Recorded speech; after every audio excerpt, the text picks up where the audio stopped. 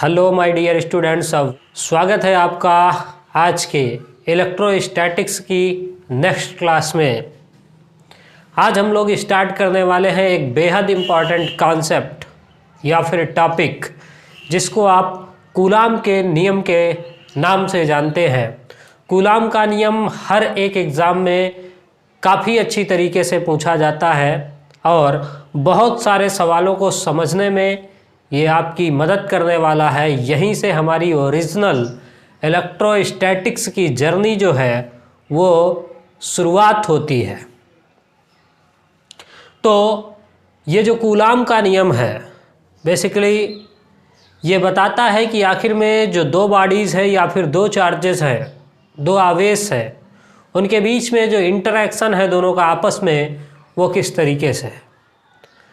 पिछले लेक्चर में अगर आपने पहला लेक्चर नहीं देखा इलेक्ट्रोस्टैटिक 01 तो उसको देखना नहीं भूलिएगा, क्योंकि उसमें सारी चीज़ें, चार्ज क्या है, किस तरीके से उसकी प्रॉपर्टी है और क्या क्या चीज़ें हो सकती हैं, ये सारी चीज़ें पिछले वाले लेक्चर पे मिलेंगी। और कमेंट बॉक्स में फर्स्ट पिन्ड कमेंट में भी आपको उसका लिंक मिल जाएगा। तो आइए देर ना करते हुए आज की इस क्लास को स्टार्ट करते हैं जिसका नाम है कूलाम का नियम। बहुत ही ध्यानपूर्वक अच्छी तरीके से कॉपी और पेन निकाल करके बैठिएगा। आज बहुत सारी अच्छी चीज़ें होने वाली हैं आपके सामने, जिनको देखने के बाद आप फिजिक्स को अच्छी तरीके से फील करना शुरू करेंगे। तो हिंदी में अगर हम बोले तो इसको बोलते हैं कूलाम का नियम। अब आखिर में ये कूलाम का नियम क्या है और किस तरीके से काम करता है, इन सारी चीज़ों की बात करते हैं। देखिए, टेंशन लेने की कोई बात नहीं। आपने क्लास 11th में या फिर सेमेस्टर फर्स्ट के एग्ज़ाम में ये पढ़ करके रखा है कि ग्रेविटेशन क्या होता है, न्यूटन का गुरुत्वाकर्षण का नियम जिस तरीके से आपने पढ़ करके रखा था, सेम उसी तरीके से इन्फ्लुएंस होकर के कूलाम नाम के एक वैज्ञानिक ने चार्जेस के बारे में एक नियम बनाया जिसको हम लोग कूलाम का नियम कहते हैं। कूलाम का नियम कहता क्या है? वो ये कहता है कि अगर हमारे पास दो पॉइंट चार्जेस हैं, मान लीजिए ये एक प्लस चार्ज Q1 है, ये दोनों पॉइंट चार्ज है, ठीक है ना, ये ध्यान दीजिएगा। तो एक चार्ज Q1 हो गया और एक दूसरा चार्ज है वो भी मान लीजिए पॉजिटिव है और Q2 है। ये Q1 और Q2 दो चार्जेस हमारे पास रखे हुए हैं। सेम वैसा ही था जैसे न्यूटन ने मास के लिए बनाया था कि एक मास m1 है हमारे पास, दूसरा मास m2 हमारे पास, तो इनके बीच की डिस्टेंस r है। तो ग्रेविटेशनल फोर्स जो होता था F बराबर G m1 m2 अपान r²। यहीं से इन्फ्लुएंस होकर के इस कूलाम नाम के वैज्ञानिक ने चार्जेस के बारे में नियम बनाए। और इसमें किस तरीके से नियम बने उसको अगर आप देखिएगा तो उन्होंने ये कहा कि ये दोनों के बीच में क्या लगेगा, फोर्स लगेगा। आपने ये बात पीछे देख करके रखी है कि दोनों समान चार्ज एक दूसरे को क्या करते हैं, रिपेल करते हैं, मतलब प्रतिकर्षित करते हैं, और विपरीत आवेश एक दूसरे को क्या करते हैं, आकर्षित करते हैं। समान आवेशों में दुश्मनी होती है, विपरीत आवेशों में प्यार होता है। ये बात आप पिछले लेक्चर से जान चुके हैं।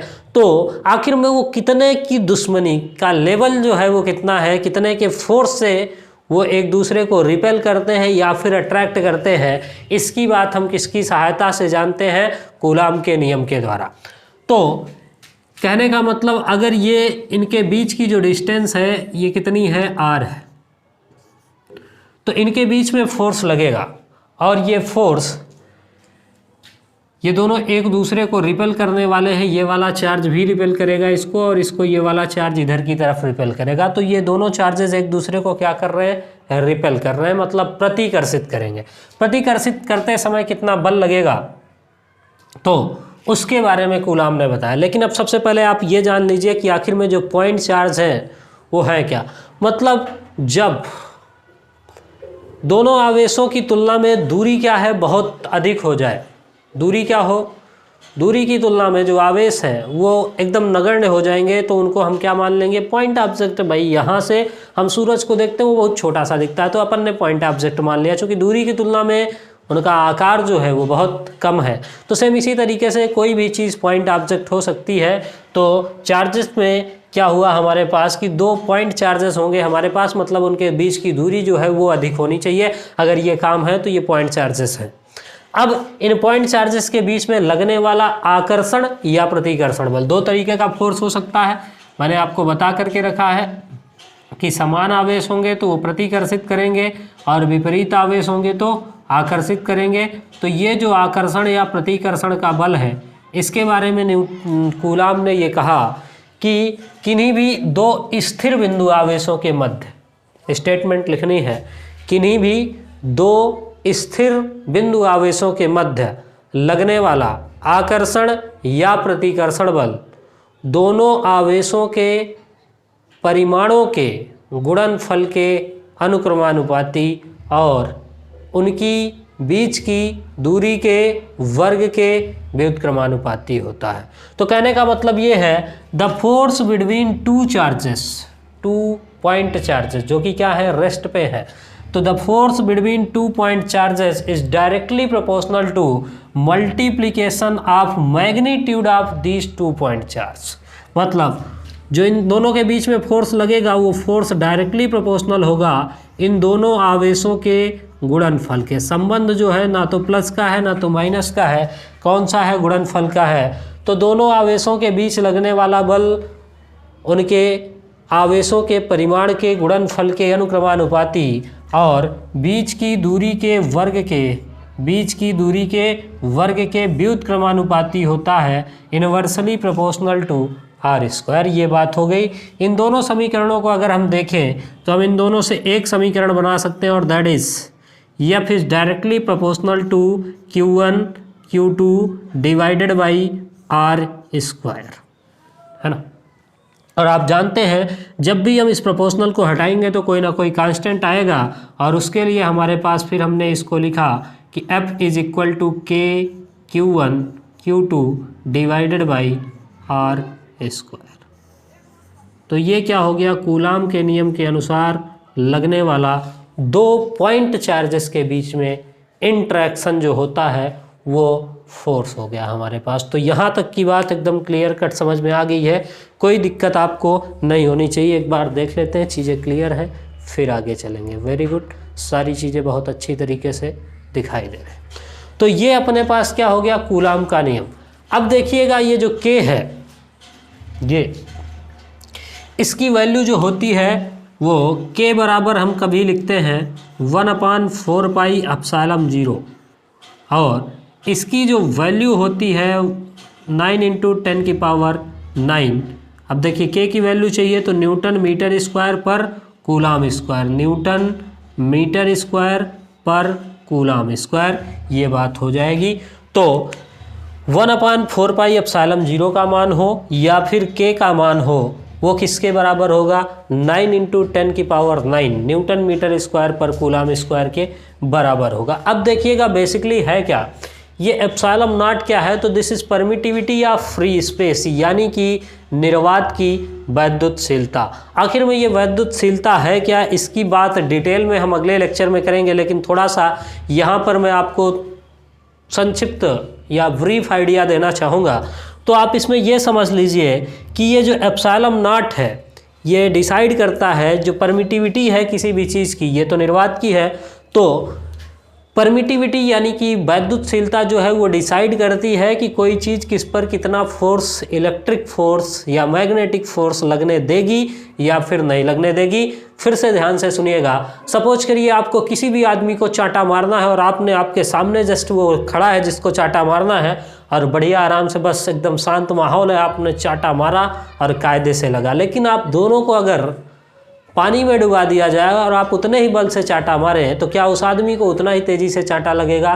तो आंसर है नो। मतलब जो आपका फोर्स हुआ वो किस पर डिपेंड हुआ, मीडियम पर। जब आपने चांटा मारा था एयर पे या फिर वैक्यूम पे तो चांटा तेज़ी से लगा, और जब आप वही चांटा पानी के अंदर मारते हैं तो धीरे से लगता है। तो जो परमिटिविटी होती है वो ये डिसाइड करती है कि आखिर में जो फोर्स होगा वो किनके बीच होगा। इसकी विशेषकर बात हम आगे के लेक्चर में करेंगे, लेकिन यहाँ पर आप ये जान लीजिए कि एप्सिलॉन 0 जो है वो परमिटिविटी ऑफ फ्री स्पेस है, यानी कि निर्वात की वैद्युतशीलता। Permittivity of free space, free space या फिर वैक्यूम और एयर में भी हम यही मानते हैं। तो परमिटिविटी ऑफ फ्री स्पेस, यहाँ पर मैं लिख देता हूँ निर्वात की वैद्युतशीलता हिंदी में भी। वैद्युतशीलता की आगे चर्चा हम लोग करने वाले हैं, इसलिए ज़्यादा परेशान नहीं होइएगा। वैसे मैंने आपको फील इसकी दिला ही दी है कि इसका काम क्या है। अब ये जो एप्सिलॉन 0 है यानी निर्वात की वैद्युतशीलता का मान ऑलवेज फिक्स होता है 8.85 × 10⁻⁻12। ठीक है ना। मात्रक की बीमा की बात मैं जस्ट अगले लेक्चर में ही करूँगा, तो तब तक के लिए आप इसको इतना ध्यान रखेंगे। ठीक है, तो निर्वात की जो वैद्युतशीलता हो गई वो इतनी हो गई। और अगर किसी को आती है इसकी बीमा किसकी, एप्सिलॉन 0 की, तो एक बार चैट बॉक्स में छाप दीजिए। स्वागत है आप सभी का। देखते हैं कौन पहले छापता है इसका मात्रक और बीमा। ठीक है, तो ये फिक्स होती है किसके लिए है, निर्वात की वैद्युतशीलता के। हर एक मीडियम के लिए ये अलग अलग होती है, तो इसीलिए हमने अपने चीज़ों को रटना ना पड़े, क्योंकि इसको अब देखिए रटना पड़ेगा इस वैल्यू को हमको। फिजिक्स रटने का सब्जेक्ट नहीं है, समझने का है। इसलिए हमने एक रिलेटिव परमिटिविटी का टर्म डिफाइन किया, जिससे हम आसानी के साथ दूसरी वैद्युतशीलता निकाल सकते हैं। इसलिए उसको आगे की क्लास में हम रखेंगे। आज के लेक्चर में जितनी भी हमारी बातें होंगी वो सब रिलेटेड होंगी किससे, इससे निर्वात की वैद्युतशीलता से, मतलब फ्री स्पेस या फिर एयर की परमिटिविटी से, चूँकि दोनों को हम बराबर ही मानते हैं। चूँकि यहाँ पर कहीं पर भी निर्वात मौजूद है नहीं है और हमको सारी गणनाएं यहीं पर करनी है, इसलिए एयर की और निर्वात की जो परमिटिविटी होती है उसको हम लोग सिमिलर मानते हैं। तो एक बात बताइएगा कि यहाँ तक की ये बात आपको समझ में आ गई या फिर नहीं आई है। कोई दिक्कत हो तो बताने का प्रयास कीजिएगा, मैं उसको पूरा तरीके से आपको बताने का 100% प्रयास करूँगा। तो ये बातें हो गई हमारी किसके लिए, कूलाम के नियम की। तो कूलाम का नियम जो होगा वो इस तरीके से लगेगा, ये फार्मूला, और इसीलिए आप इस फार्मूले को इस मोड में भी लिख सकते हैं क्या, कि F बराबर K की जगह 1/4 pi epsilon 0 Q1 Q2 divided by R²। अब देखिएगा कभी कभी एप्सिलॉन 0 भी नहीं होगा, चूँकि मीडियम पर डिपेंडेंसी है, तो यहाँ पर मीडियम बदलेगा तो हमको कायदे से केवल एप्सिलॉन लिखना चाहिए, क्योंकि हर एक मीडियम का अलग अलग होता है। लेकिन मैंने ये कह दिया है कि आज हम केवल एप्सिलॉन 0 की बात करेंगे, इसलिए मैंने डायरेक्टली यही लिखा है। कोई दिक्कत, ये दोनों चार्जेस कहाँ पे रखे, हवा में रखे हुए हैं, और इसलिए हमने ये बात मान ली है। अब जो ये कूलाम का नियम है ये लगता कहाँ कहाँ पे है, तो पहली चीज़ मैंने आपको बता दी है कि ये कहाँ पर अप्लीकेबल होगा। तो सबसे पहला नंबर आया था हमारे पास कि हमको चाहिए क्या, बिंदु आवेश चाहिए। मतलब ये बिंदु आवेश पर ही केवल लगेगा, अगर कोई ऑब्जेक्ट एक्सटेंडेड है वहाँ पर ये नहीं लगेगा। एक्सटेंडेड का मतलब मान ले अब तुमने कह दिया इस पूरे बोर्ड में चार्ज है, लगा दो कूलाम का नियम, ऐसा नहीं होगा। ठीक है, तो पहला नंबर ये बिंदु आवेश पर लगेगा। और ये फोर्स लगेगा कहाँ पर, तो इन दोनों आवेशों को मिलाने वाली रेखा के अनुदिश। The force acts on the line joining of these two charges. इन दोनों आवेशों को मिलाने वाली रेखा के अनुदिश ही ये फोर्स लगेगा। जैसे ग्रेविटेशन में क्या होता था, centre to centre, centre of mass दोनों जगह पर फोर्स लग जाता था। अब चार्ज का सेंटर तो डिफाइन है नहीं, इसलिए यहाँ पर ये बात कही गई कि इन दोनों आवेशों को मिलाने वाली रेखा के अनुदिश, मतलब इसी लाइन के अनुदिश ये फोर्स लगेगा। आप कह सकते हैं ये वाला दूसरा वाला इसमें ऐसे भी फोर्स लगा सकता था, तो ऐसा नहीं होगा। इन दोनों आवेशों को हम जिस तरीके से मिला रहे हैं सेम वैसा ही ये क्या करेगा, बल लगाएगा। तो force acts along line joining of two charges, along the line joining या joining line। ठीक है, दोनों आवेशों को मिलाने वाली रेखा के अनुदिश ये वाला फोर्स लगेगा।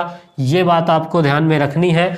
तीसरी चीज, जब मैंने आपको यहाँ पर ये बता ही दिया है कि ये किस पर डिपेंड है, मीडियम पर डिपेंड है, तो तीसरी प्रॉपर्टी एक बार अगर आप कहें तो मैं मिटा देता हूँ, या तो यहाँ पर थोड़ा सा शायद आपको दिख ही रहा होगा। तो ये किस पर डिपेंड करता है, तीसरी बात जो आपको कूलाम के नियम में ध्यान में, मैं मिटा ही लेता हूँ। ठीक है, यहाँ तक की कहानी आपको समझ में आ ही गई है। थोड़ा सा मिटा लेंगे तो ज़्यादा अच्छा। इसको मिटा लेते हैं, उधर वाला अभी लिखा रहने देते हैं। ठीक है, ये कहाँ से आया था, बात ये वाली आपको पता ही है। हाँ, तो ये हो गया हमारे पास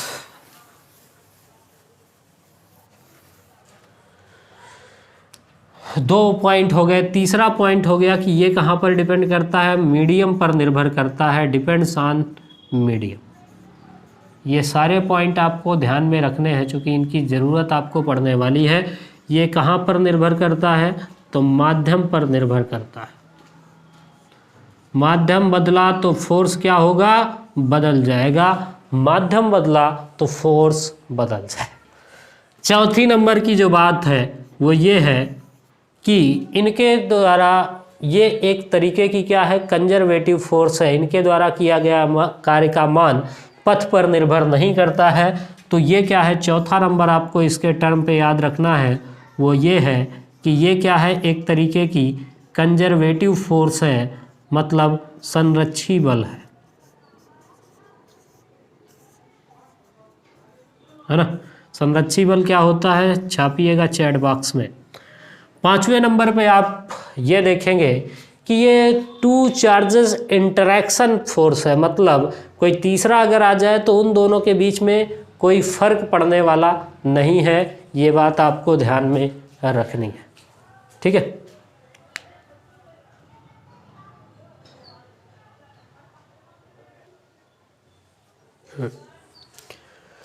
तो ये टू चार्जेस इंटरैक्शन है, मतलब द्विवस्तु अंतरक्रिया बल है। तो तीसरा कोई आएगा तो इससे उसमें कोई फर्क नहीं पड़ेगा।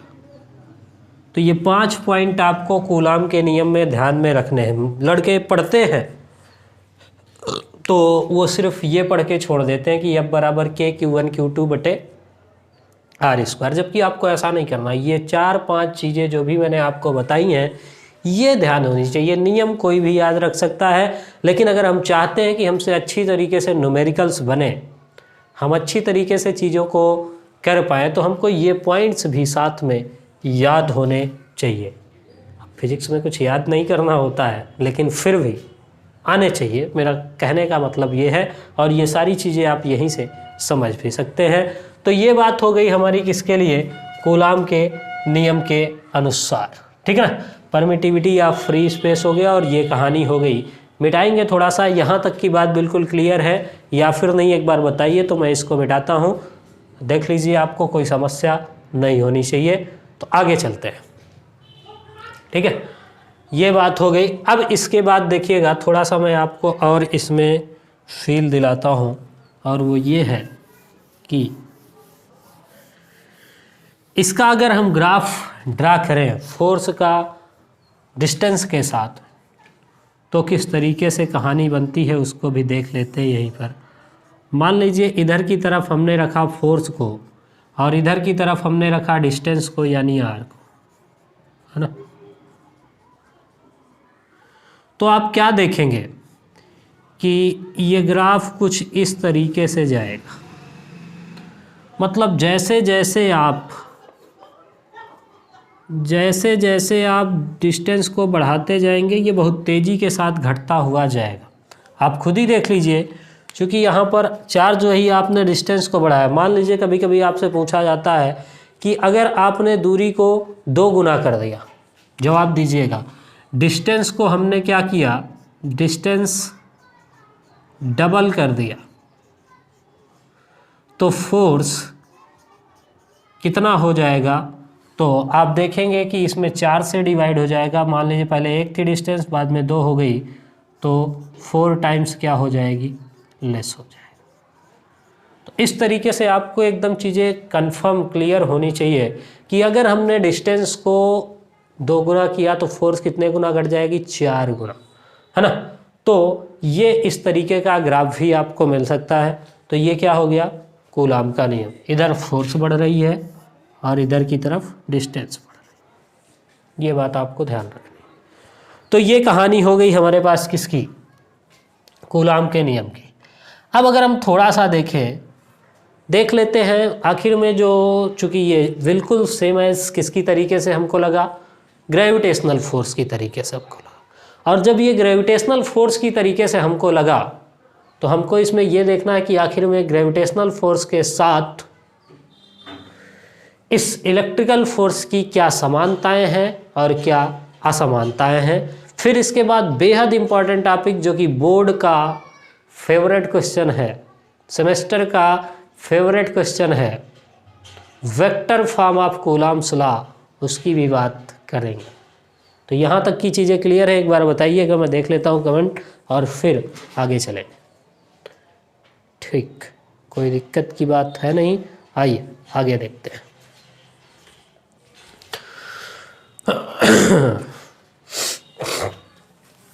हाँ, तो हम लोग पढ़ रहे हैं कूलॉम का नियम और जिसमें हमने इतनी चीज़ें देख ली।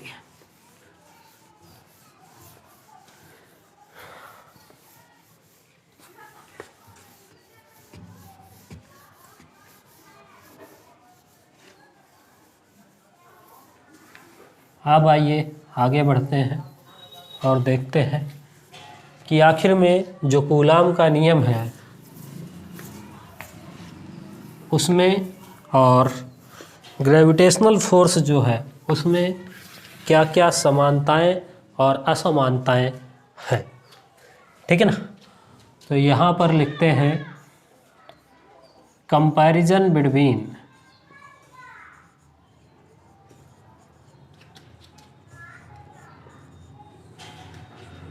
Electrical force and gravitational force.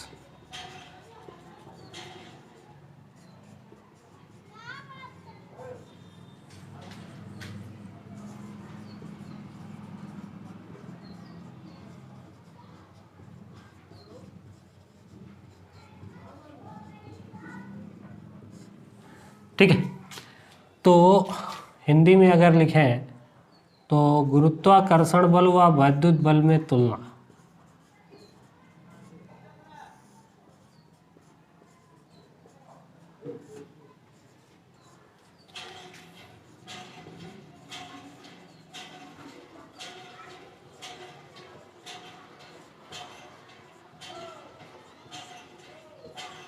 सवाल भी कराएंगे, परेशान नहीं होइएगा।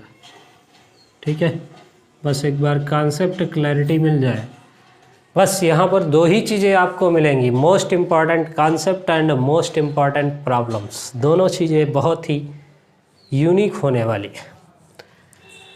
हाँ, तो ये बात हो गई। सबसे पहले अगर हम बात करेंगे किसकी सिमिलरिटी की, कि दोनों में क्या क्या समानताएं हैं।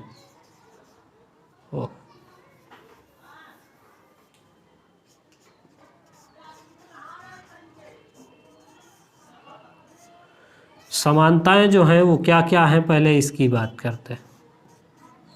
समानताओं की अगर आप बात करेंगे तो सबसे पहले चाहे आप ग्रेविटेशनल फोर्स को देखें और चाहे आप इलेक्ट्रिकल फोर्स को देखें, दोनों इस इनवर्स स्क्वायर लॉ के नियम का पालन करते हैं, है ना। इनवर्स स्क्वायर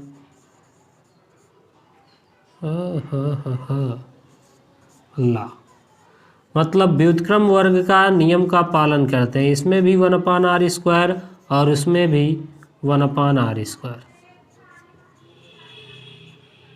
दूसरी चीज़ अगर आप देखें तो दोनों ही फोर्स चाहे मीडियम हो या ना हो, मतलब वैक्यूम में भी क्या करते हैं, उपलब्ध रहते हैं, वैक्यूम में भी कार्यरत रहते हैं। ठीक है ना।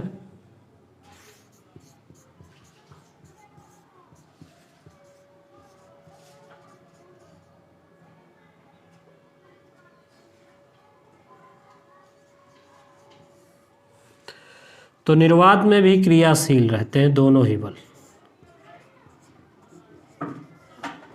ये दूसरा पॉइंट हो गया। अब तीसरे पॉइंट की आप बात करेंगे, बताइएगा एक बार तीसरा पॉइंट आपको क्या लग रहा है देखने में।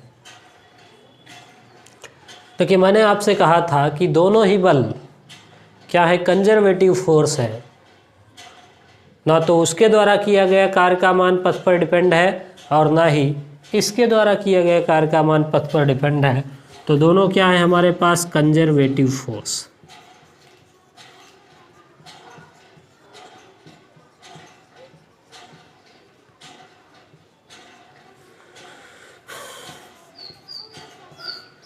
तो ये सारी क्या हो गई हमारे पास, सिमिलरिटी।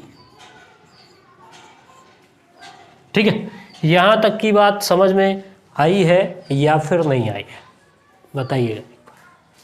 ये दोनों में समानता है। असमानताओं की बात करें, है ना, दोनों में डिफरेंसेस क्या क्या हैं, थोड़ा सा ठीक तरीके से खड़ा होना पड़ेगा। तो आप देखिएगा अंतर क्या क्या है। तो इसके लिए पहला नंबर है कि जो ग्रेविटेशनल फोर्स होता है वो ऑलवेज अट्रैक्शन का होता है, कभी भी रिपल्सन का नहीं हो सकता। लेकिन जो ये वाला फोर्स है ये अट्रैक्शन और रिपल्सन दोनों हो सकता है। तो ये बात आपको ध्यान में रखनी। तो जब अट्रैक्शन और रिपल्सन ये दोनों बातें हो सकती हैं, मतलब आकर्षण या प्रतिकर्षण का बल हो सकता है कौन सा, स्थिर वैद्युत बल। दूसरे नंबर की अगर आप बात करेंगे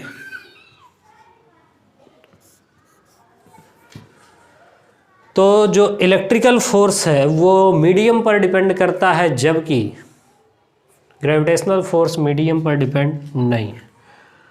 तो इलेक्ट्रिकल फोर्स यानी कि वैद्युत बल डिपेंड्स ऑन मीडियम, माध्यम पर निर्भर करता है, जबकि ग्रेविटेशनल फोर्स माध्यम पर निर्भर नहीं करता है। ग्रेविटेशनल फोर्स, जीएफ का मतलब गर्लफ्रेंड नहीं है, ध्यान दीजिएगा।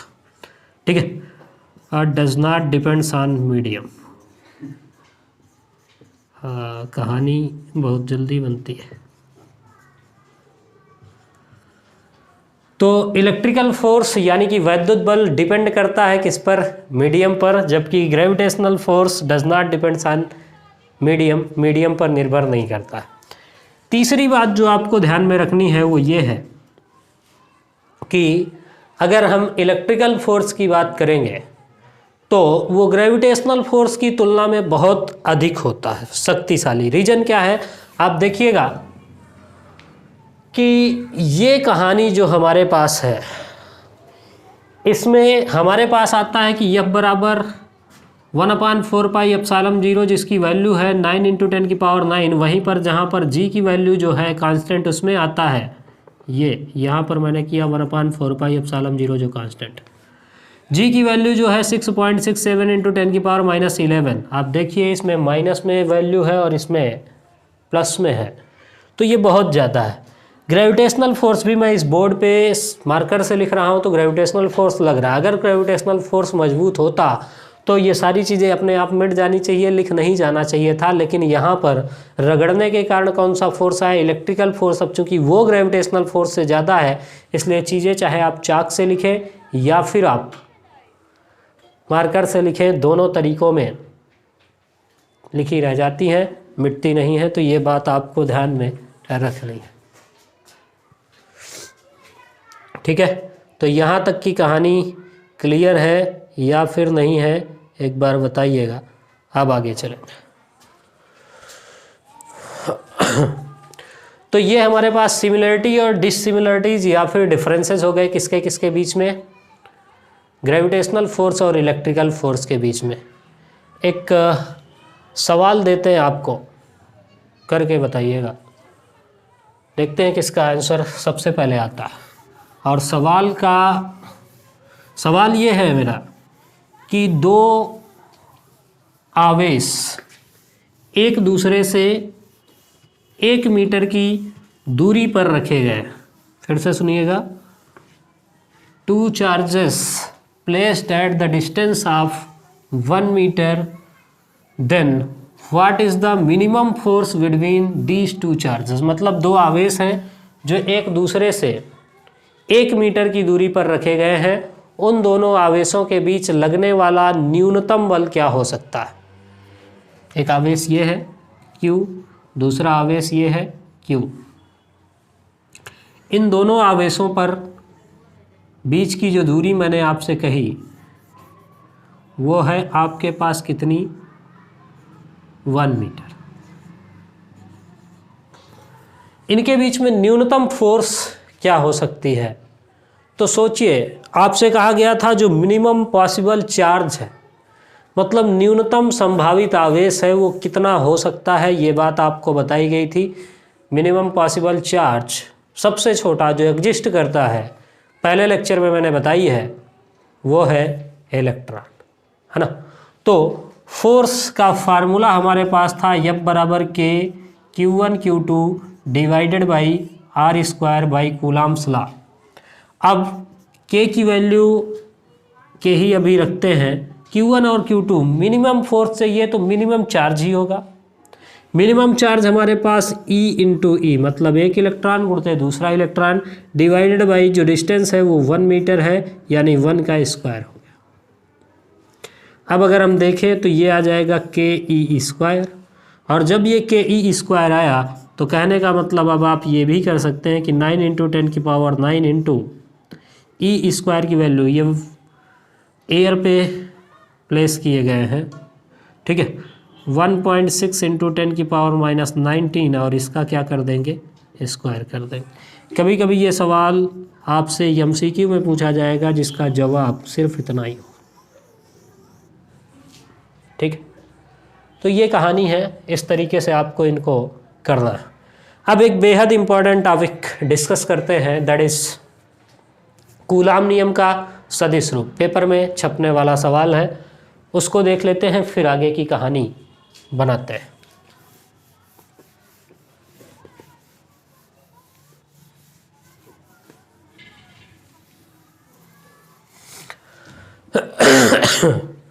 Vector form of coulombs law.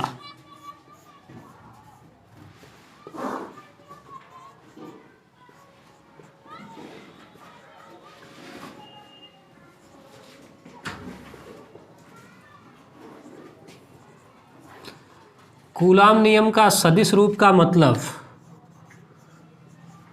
आप देखिएगा तो जो कूलाम का नियम है ये फोर्स की बात करता है, और फोर्स एक वेक्टर क्वांटिटी होती है, तो इसका हमारे पास कौन सा फॉर्म प्रेजेंट होना चाहिए, वेक्टर फॉर्म। तो एक चार्ज हमारे पास प्लस का Q1 है, दूसरा चार्ज हमारे पास प्लस का Q2 है। आप जानते हैं इनके बीच की जो डिस्टेंस है वो हमने मान लीजिए ले ली कितनी, r। तो पहला वाला चार्ज इस पर फोर्स लगाएगा, किधर की तरफ रिपेल करेगा इसको, मतलब इधर की तरफ फोर्स ऑन 2/1, ठीक है ना। दूसरे वाले चार्ज पर पहले के द्वारा लगाया गया फोर्स, यानी कि फोर्स ऑन 2/1 हो गया।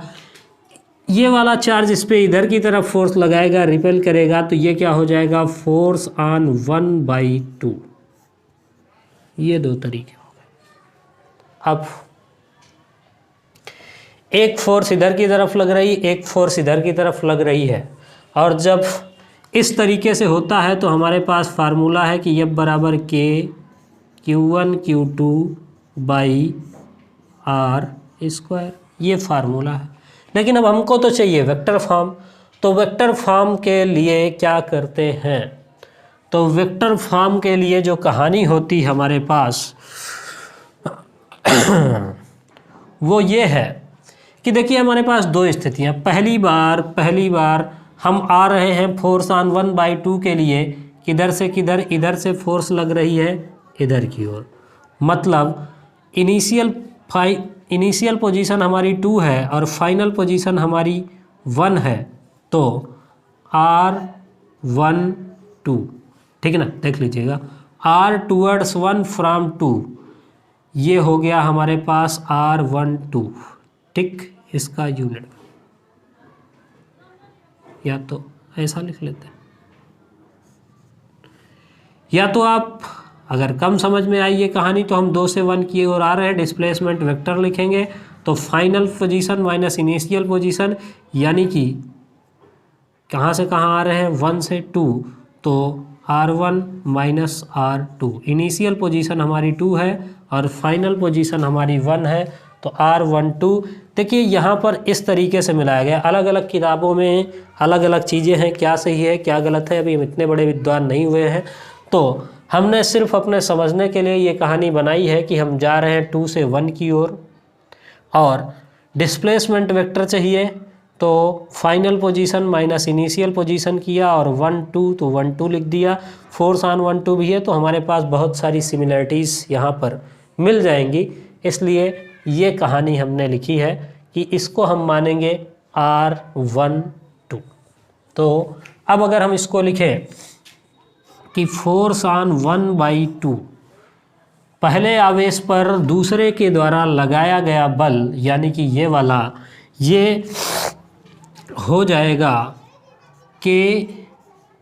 Q1 Q2 बाई R12, वही वाला है। इसका स्क्वायर इनटू क्या करेंगे, यूनिट वेक्टर चाहिए अगर किसी को वेक्टर बनाना है तो R12, ठीक है ना। अब जो यूनिट वेक्टर होता है, यूनिट वेक्टर एकांक सदिश पढ़ रखा होगा आपने, कक्षा 11 में नहीं पढ़ा है तो कोई बात नहीं है।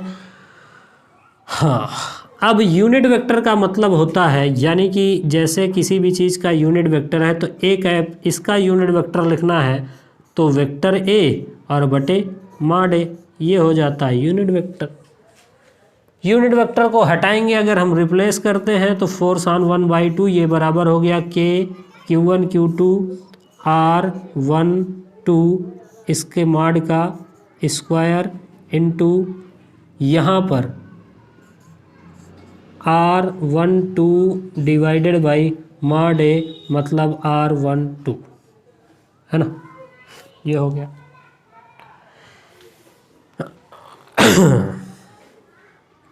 अब इसका मतलब ये है कि ये R12 और ये R12 ये दोनों तो एक ही है, और ये किसके बराबर हैं, दोनों R के ही बराबर हैं। तो यहाँ पर ये भी लिख सकते हैं कि मॉड R12 बराबर हो गया किसके, R के।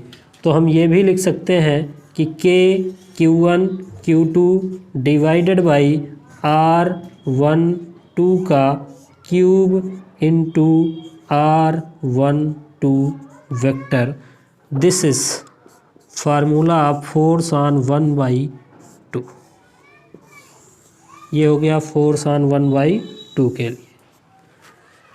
कहानी इतनी राइट है, देख लीजिएगा एक बार चीज़ें क्लियर है या फिर नहीं है। तो ये कहानी हो गई हमारे पास किसके लिए, फोर्स ऑन 1/2। एकदम सिंपल सा मेथड है कि हमने ये देखा, जब हम इधर से इधर आते, इधर से इधर आते, दूसरे आवेश ने पहले आवेश पर बल लगाया, इधर से इधर आएंगे तो फोर्स ऑन 1/2 ये हुआ, और R टूवर्ड्स 1 फ्रॉम 2 पहले की ओर आए हैं हम किससे, दूसरे की तरफ से, तो ये कहानी हो गई। अब दूसरा फोर्स इसमें इधर की तरफ से ये इधर की तरफ लगा रहा है, मतलब R टूवर्ड्स 2 फ्रॉम 1, और ये किसके बराबर होगा, final position minus initial position R2 minus R1। Same ऐसा ही लिख देंगे, क्योंकि अब कहानी बताने की ज़रूरत है नहीं। तो force on 2/1 this is equal to Q1 Q2 divided by R21 और इसका क्यूब इंटू R21, बस बराबर बात हो गई। अब अगर आप इनको देखेंगे तो मैग्नीट्यूड तो दोनों के सेम ही है, बस डायरेक्शन का डिफरेंस है। तो force on 1/2 this is equal to हो जाएगा मॉड ऑफ फोर्स ऑन 1/2 बराबर होगा मॉड ऑफ फोर्स ऑन 2/1। ये दोनों बराबर हो गए, मैग्नीट्यूड दोनों का सेम है लेकिन डायरेक्शन उल्टी है। तो अगर हम मॉड को हटाएं कि फोर्स ऑन 1/2 तो ये बराबर हो जाएगा minus of force on 2/1। Direction opposite है और दोनों फोर्सेस क्या है, बराबर है। ये आपका क्या हो गया, वेक्टर फॉर्म। इतनी चीज़ें याद रखनी है। फिर से देखिए, ये Q1 चार्ज, ये वाला Q2 चार्ज, इस वाले ने इस वाले ने इस पे फोर्स लगाया, कौन से वाले ने, पहले वाले ने दूसरे पर फोर्स लगाया, यानी फोर्स ऑन 2, दूसरे आवेश पर पहले के द्वारा लगाया गया बल इधर की ओर। ये वाले ने इस पर बल लगाया, यानी फोर्स ऑन 1/2, यानी कि पहले आवेश पर कौन बल लगा रहा है, दूसरा वाला बल लगा रहा है।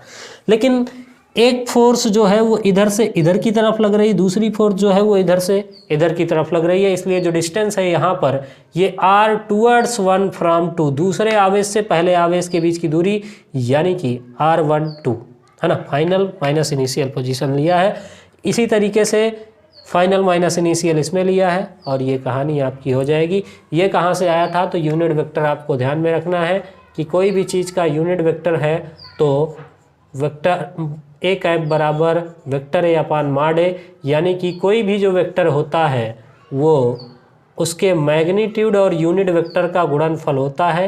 ये बात आप जानते हैं और वहीं से ये वाली चीज़ आपके पास उपस्थित हुई। तो ये कहानी हमारी किसके लिए हो गई, कूलाम के नियम का सदिश रूप। यहाँ तक कि एक बार कमेंट कीजिएगा चैट बॉक्स में कि सारी बातें समझ में आई हैं या फिर नहीं आई हैं। इसके बाद आगे चलेंगे हम लोग, एक सवाल और करेंगे और फिर आज की कहानी को ख़त्म किया जाएगा।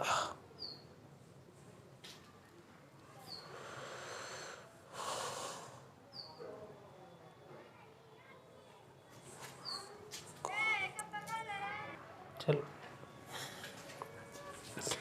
हाँ, तो ये हो गया। अब इसके बाद आगे चलेंगे और फिर एक सवाल करके आज की कहानी को ख़त्म करेंगे। आगे मिलेंगे अगली कहानी में नई कहानी के साथ।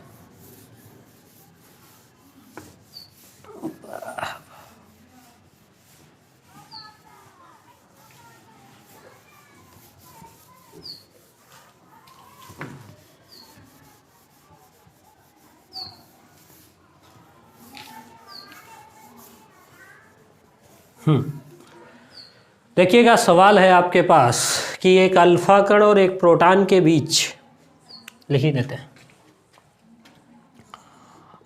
क्वेश्चन है आपका, एक अपने पास है अल्फा पार्टिकल यानी अल्फा कण व अपने पास है एक प्रोटॉन,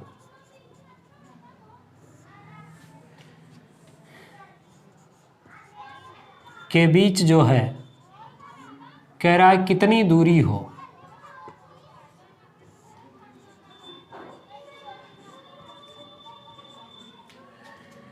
कि लगने वाला बल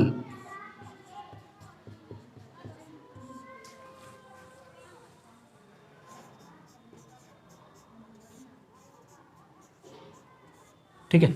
एक अल्फा कण और एक प्रोटॉन के बीच में कितनी दूरी हो कि लगने वाला बल जो आपका हो वो 6 × 10⁻11 न्यूटन हो, 6 × 10⁻11 न्यूटन।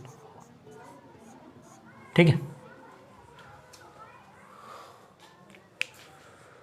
लगा करके भेजिएगा। देखिए, अल्फा कण पर आवेश, अल्फा कण को हम हीलियम नाभिक भी बोलते हैं, यानी कि 2He4 अल्फा कण होता है और इस पर 2 इलेक्ट्रॉन है, मतलब 2 × 1.6 × 10⁻19, यानी कि 3.2 × 10⁻19 हो गया। क्या हो गया, कूलाम। किसका आवेश, अल्फा कण का आवेश। इसी तरीके से प्रोटॉन पर आवेश देखेंगे तो प्लस का 1.6 प्लस माइनस लगाना ही नहीं है अपने को, × 10⁻19 कूलाम। ये दोनों का आवेश हो गया। फोर्स आपको दिया है कितना 6 × 10⁻11 न्यूटन। सारी कहानी आपके पास है, फार्मूला भी आपके पास है, F बराबर K/Q1 Q2/r²। दोनों चार्ज कहाँ पर रखे गए हैं, एयर में, वायु में। ठीक है, अब मुझे नहीं लगता कि इस सवाल में कुछ बचा है। 9 × 10⁹ × 1.6 × 10⁻19 × 3.2 × 10⁻19 divided by r² into f की जगह 6 × 10⁻11 है ना। r² को इधर ले जाइए, इसको नीचे ले जाइएगा तो 9 × 16 × 1.6 इंटू 3.2 इंटू 10 की पावर 19, 19, 38, 38 में से 9 जाएंगे माइनस का 29 डिवाइडेड बाई 6 इंटू 10 की पावर -11। इन तीनों का मल्टीप्लाई करके इससे डिवाइड कर देंगे तो आर की वैल्यू आर स्क्वायर की वैल्यू आएगी और उसका वर्गमूल निकाल लेंगे तो आपके पास वैल्यू किसकी आ जाएगी, आर की वैल्यू आ जाएगी। मुझे उम्मीद है कि आप इसको हल कर पाएंगे, इसमें कोई समस्या होगी नहीं। तो यहाँ तक की कहानी। हाँ, आंसर चैट बॉक्स में छापना ज़रूर है, बिना लगाए सवाल को वीडियो को क्लोज नहीं करना है। तो ये कहानियाँ हो गई हमारी कहाँ तक की। आज हमने सीखा कूलाम का नियम क्या है, किस तरीके से दो बॉडीज़ के बीच में इंटरेक्शन होगा और क्या क्या सिमिलरिटीज़ होंगी और क्या क्या डिससिमिलरिटीज़ है, यानी कि डिफरेंसेस क्या क्या हैं। ये सारी बातें हमने जान ली किस तरीके से ये करना है। अब इसके बाद एक बेहद इंपॉर्टेंट कॉन्सेप्ट आता है और वो ये है आवेशों का अध्यारोपण का सिद्धांत, जिसके बेसिस पर बहुत सारे पॉलीगन बनाए जाते हैं और उसमें आवेश प्लेस किए जाते हैं और फिर आपसे फोर्सेस पूछे जाते हैं। कल उसकी बात करेंगे। तो अब इससे रिलेटेड जो भी न्यूमेरिकल्स हैं आपके पास, जो भी बुक है आप उठाइए और उसको लगाना शुरू कीजिए, आसानी के साथ आप कर पाएंगे। कल पॉलीगन मेथड को पढ़ाने के बाद मैं तकरीबन 4 से 5 सवाल आपके हर एक एग्ज़ाम के लिए जो कि इम्पॉर्टेंट होंगे, चाहे वो बोर्ड का हो, चाहे सेमेस्टर का हो और चाहे फिर वो जेई का हो। जेई मेन तक के लेवल के सवाल कल आपके सामने देखने के लिए मिलने वाले हैं। तो आप सब लोग इसको हल करके कमेंट बॉक्स में अपना आंसर ज़रूर भेजना है। आज के लिए फ़िलहाल इतना ही, मिलेंगे अगली क्लास में। ये एक ऐसी सीरीज़ है जो कि आपको प्रोवाइड हो रही ताकि आप किसी भी एग्ज़ाम की तैयारी फिजिक्स में जिसमें 12th लेवल का आने वाला है उसको आसानी के साथ कर पाएँ। तो आज के लिए इतना ही, मिलेंगे अगली वीडियो में। धन्यवाद, तब तक के लिए हैप्पी लर्निंग।